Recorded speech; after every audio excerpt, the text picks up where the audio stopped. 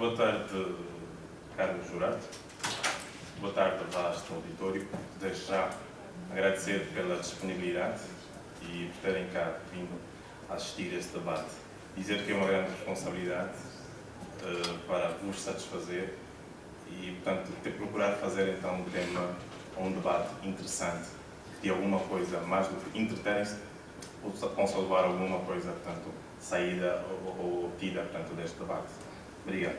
Eu chamo-me Fábio Barros, sou estudante da Universidade de Gregório Semedo, do curso de Comunicação Empresarial e Línguas. No inferno, os lugares mais quentes são reservados àqueles que escolheram a neutralidade em tempo de crise. Proposição, vou arguir contra.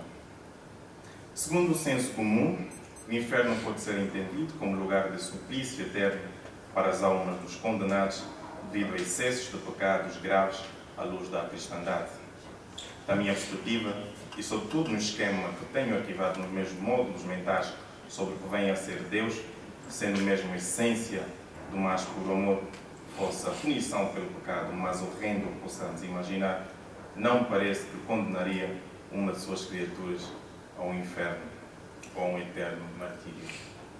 Portanto, para mim, a ideia de inferno, como nos foi passado, não passa de palpites que convém a interesse de certas forças que atuam sobre o sistema universal. Pois, embora já quase denunciada a minha posição, quanto à sua existência ou não, quanto referente ao tema, mantenho-me neutro. No inferno, os lugares mais quentes são reservados àqueles que escolherem neutralidade em tempo de crise. Vê-se, a priori, que é uma metáfora que precisa ser interpretada, descodificada. E neste exercício, portanto, fazendo uma interpretação sobre a proposição, entendo que em momentos de crise não opta pela neutralidade, tome sempre um partido, de forma a salvar ou garantir a sua perda. Minha posição é contra. Portanto, em momentos de crise, não opta pela neutralidade, tome sempre um partido, de forma a salvar ou a garantir a sua perda.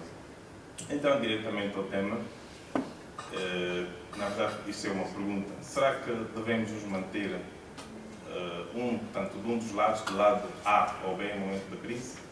Ou face a alguma situação não menos boa? Ou devemos tomar a posição neutra? Qual das posições, portanto, qual das posições podia ser das melhores? A neutralidade não julga, entende e respeita a posição das partes. Muitos problemas que acontecem a nível mundial são consequências das posições que tomam os lados.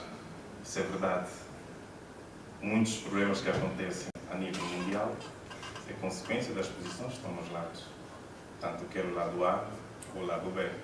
Tem ideologias, tem interesses, portanto, propõem-se a uma briga ou uma guerra, quer ideológica, às vezes mesmo bélica, que é para tirarem dividendos. Conseguem imaginar onde fica a posição do neutro nessa situação? Mantém-se. Que é para propor aos colegas uma reflexão. Nós devemos levar isso um bocadinho mais à frente. A posição de neutralidade acaba por ser arbitrária. Não entendo como merecedor do inferno, seja de que natureza for. Costumamos pensar e dar lugar apenas a duas posições, ou a favor ou contra. Mas esquecem que em tempo de crise a neutralidade refresca. Eu gostava de trazer alguns exemplos práticos para os colegas do aqui. Recorrendo à história, sobretudo à história política, vejamos que qual tem sido a posição, e ali pode ser vista como uma posição de neutralidade, qual tem sido a posição da Igreja ao longo dos tempos. Não tem tido uma posição arbitrária, neutra. Por isso é chamada a participar nas grandes decisões do mundo. Refiro a uma Assembleia da ONU, onde o Sumo Pontífice faz-se presente, e talvez outras organizações, portanto, religiosas. E feliz ou infelizmente, temos visto o que é que lhes resta. Pronto, seguramente não são as chamas abrasadoras do inferno. Não se preocupa com barulho. Não, perdão. A neutralidade não é das posições a tomar crise, quer seja ela política, religiosa, social ou até mesmo económica. Ser ou estar neutro não significa ausência de simpatia ou sentido de identificação por algum dos lados, devendo mesmo ser entendida como uma terceira força no jogo de posição ideológica. Inclusive há quem até diga que trata-se de uma posição privilegiada de que de alguma forma participa no jogo sem necessariamente ter de competir ou especular juízos de valor, talvez porque antecipam possíveis efeitos das crises. Uma posição inteligente não participa, ou seja, não participa precisamente no jogo ou não compete, mas participa, toma uma posição inteligente que antecipa os possíveis efeitos dessa mesma causa. Eu fico por aqui nesta primeira ronda, portanto tenho que voltar à próxima com mais subsídios.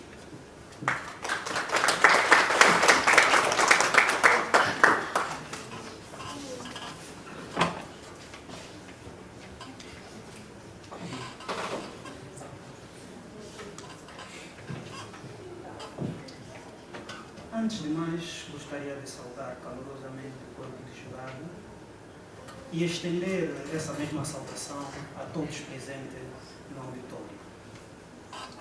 No inferno, os lugares mais quentes são reservados àqueles que escolheram a neutralidade em tempo de crise. Sou ele, Roberto Santana, e sou a favor deste tema. Essa frase foi extraída do livro A Divina Comédia, de Dante Alighieri. Dante Alighieri foi um poeta, escritor e político italiano. Nasceu no ano de 1265 d.C. e morreu em 1321. Dante, quando escreveu a obra A Divina Comédia e adotou o termo inferno, foi influência direta e contundente das perseguições religiosas e da qualificação do subsolo que era dado, ou subterrâneo que era dado aos pecadores. A obra de Dante era um trabalho de espeleologia.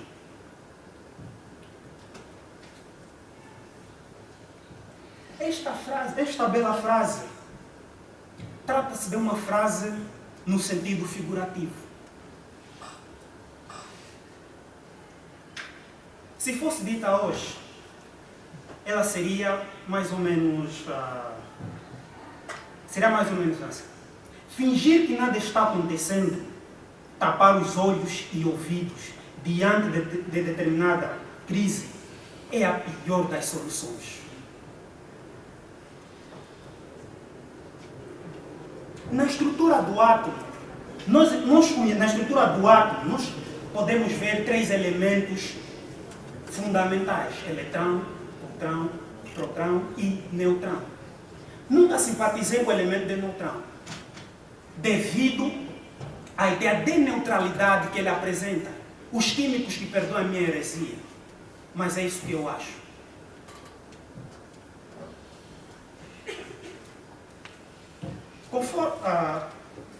A neutralidade significa estado de quem se abstém.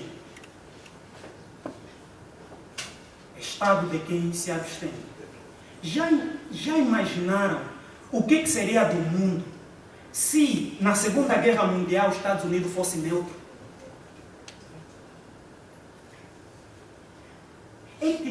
É que nem tentar defender uma ideia em que tínhamos que meter os judeus e os nazis a dialogar em pleno holocausto. Isso é irreal. Não devemos abster-nos de determinadas questões. Temos que tomar uma posição ou a favor ou contra, porque nós seremos influenciados pelas mesmas questões ou situações. É que nem pedir namoro a alguém e essa pessoa não responder. Como é que nos sentimos? Creio que nos sentimos mal, porque ninguém gosta de ficar sem uma resposta. Isso para ambos é uma questão genérica, tanto para as meninas como para os rapazes. A neutralidade é ruim. É que nem a velha palavra, o velho ditado, mais ou menos. Já imaginaram um mundo mais ou menos casado, mais ou menos a estudar?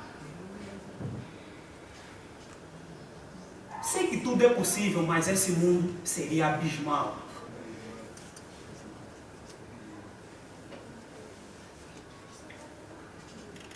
O meu opositor, quando... É tudo.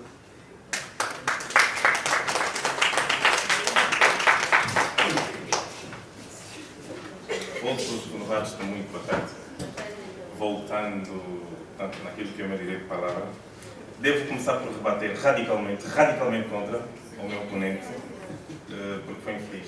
Foi infeliz em ter, portanto, citado, ou ter recorrido à química, que é para mostrar o seu exemplo, porque, curiosamente, eu fiz química industrial.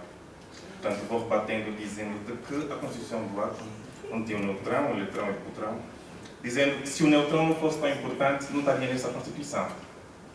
Vê-se, remete a que eu disse de princípio. Não compete, mas participa de alguma forma. E depois, por outra, foi infeliz quando recorreu à história política, dizendo ou perguntando o que é que seria se os Estados Unidos não tivesse participado ou se tivesse tomado a posição neutra. Eu rebato o meu oponente com uma outra pergunta, ou contra-argumentando. Não sei se se entende um bocadinho de história, mas devia perceber este lado, porque marcou obviamente a história universal. Qual foi a posição dos países não alinhados? Qual foi a posição dos países não alinhados? Vê-se, portanto, o nível social, económico, político, inclusive, que têm estes países, por não se terem alinhado, portanto, durante o bloco de tensão, o momento de tensão. Uma vez que as evidências de infernos que temos testemunhado no campo prático da vida não parecem ser protagonizadas pela neutralidade, ou pela posição de neutralidade, não se encontra diretamente ligado ao campo de ação à neutralidade, pois que parte da paz que o mundo conquistou não é resultado das posições ideológicas contrárias. A neutralidade, sim, não é resultado das posições ideológicas contrárias à neutralidade, mas sim consequências da tolerância, esta que partilha extensa fronteira com a neutralidade. E eu, a este momento, apopulava a democracia. Tolerância, neutralidade, democracia. Partilham uma vasta fronteira. Sinónimos, não vou dizer, mas no campo prático, partilham uma vasta fronteira. As guerras que dizimam vidas, cujas estatísticas ultrapassam, que levam a lugares antes tranquilos, à categoria de inferno, acontecem em grande medida por certas forças, ou por certas forças não têm a capacidade para entender as posições que devem ser priorizadas e ainda parecem-nos faltar a sensibilidade de compreender, de tomar partido e fomentar a arrogância. Eu volto e proponho o convite mais uma vez ao auditor que reflita. Cada um de vocês alguma vez já teve numa dessas três posições: pró, contra, neutro. Individualmente aí sentado, eu vou pedir que façam um exercício de recordar qual foi a posição que mais lhes deu conforto, mas como também que lhes causou menos problema. Vamos? Portanto, eu gostaria de, a terminar, convidar o meu caro colega que experimente numa das situações a posição de neutralidade e verá que não vai ao lugar mais quente de que se refere, ao lugar quente de que se refere o tema. E dizer que poderá mesmo ir à paz ou a uma consciência tranquila. O grande exemplo desse ambiente pacífico, democrático, tolerante do que aqui acontece. Sem claro, neutralidade refresca. E para dar asas à nossa imaginação, eu gosto muitas vezes, para sustentar a nossa imaginação, gostaria de propor ou convidar os colegas a uma viagem, somente que encontrei, nada do que eu criei, longe de qualquer lei. Esquecer que o mal existe, saber que o amor é tudo, em apenas um segundo, atingir o meu limite. Neutralidade, não pertencer a nada, ao mesmo tempo a tudo, obedecendo a voz que me liga com outro mundo, dialogar com a lua, saber dos seus segredos, ficar com os meus, perder o medo, já não terei. Obrigado.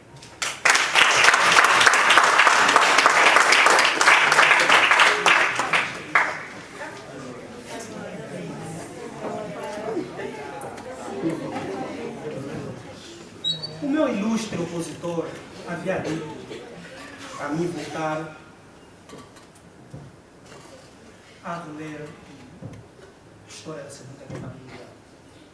Gostaria de fazer uma pergunta. Os países não alinhados, que ele disse, tomaram a posição de neutralidade, poderiam influenciar significativamente a guerra? Um exército norte-americano que estava a construir bombas nucleares é que poderia determinar a vitória na Segunda Guerra Mundial.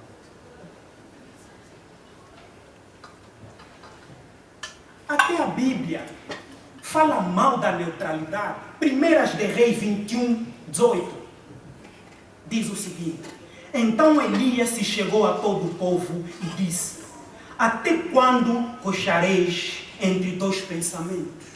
Isso é só para mostrar o quão é ruim ser neutro. Neutralidade entende-se cobardia. Falta de coragem.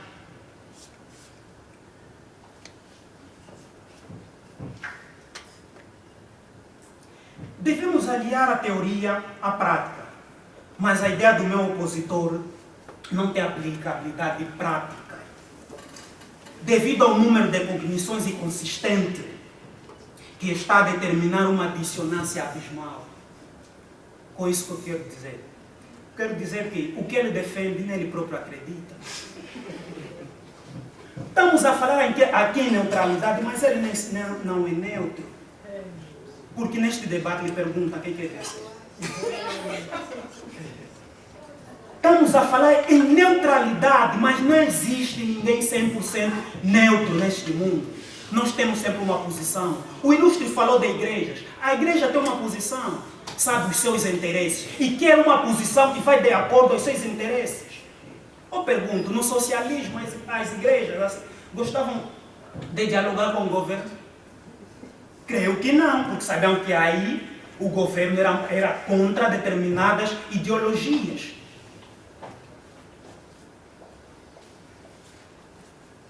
Então não vamos acreditar muito nessa de neutralidade. Todo mundo tem uma posição. E a posição que maior, digamos, lhe dá razão, ou mostra-lhe razão que possa ter algo. Até, por exemplo, vou dar um exemplo. Pense que o juiz é imparcial. Não, por mim o juiz não é imparcial, está do lado da lei, então logo já vimos a posição dele. Então, só para ver que ele é neutro entre as partes, mas está do lado da lei. E vai ter que, na causa, vai ter que decidir a favor de alguém. Porque nunca vi nenhuma decisão que o juiz, no final, disse: pá, sou neutro. No final, sou neutro. Vocês vão resolver o problema no outro sítio? Não. Ele vai ter que dar razão a alguém. No mundo só há duas polaridades, que nem a pilha. Nós todos já vimos uma pilha. Tem na parte de cima, mas na parte de baixo, menos. Não existe uma neutralidade no meio. Não sei se alguém aqui já viu. A pilha está descarregada. Só existe mais ou menos. É tipo norte e sul, ou sobes ou desces. Não existe a neutralidade. Sem esquecer, Dante quando exteriorizou essa bela frase, mais tarde, creio que o ilustre não consultou a Divina Comédia, porque mais tarde, por baixo do que ele havia dito, ele exteriorizou a seguinte frase: a razão nos é dada para discernirmos o bem do mal. Vê lá, até só tem bem e mal, não tem bem, neutro, mal. O próprio autor exterioriza, o próprio autor exterioriza uma frase muito coerente. A ideia que o ilustre aqui tenta defender, afasta o princípio do terceiro excluído, então é ilógico. O princípio do terceiro excluído defende que só pode haver verdade ou mentira, não pode haver meio, nem, em outras palavras. Obrigado, auditório.